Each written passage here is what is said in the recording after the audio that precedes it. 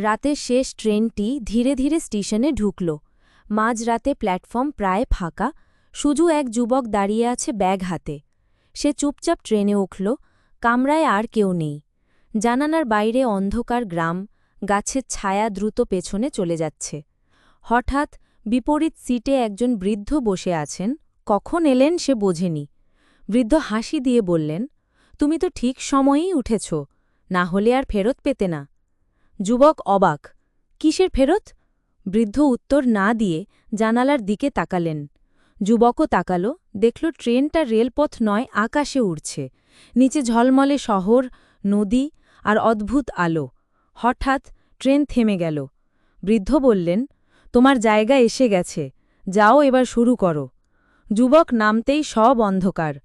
চোখ খুলে দেখে সে নিজের ঘরে, সকাল হয়ে গেছে।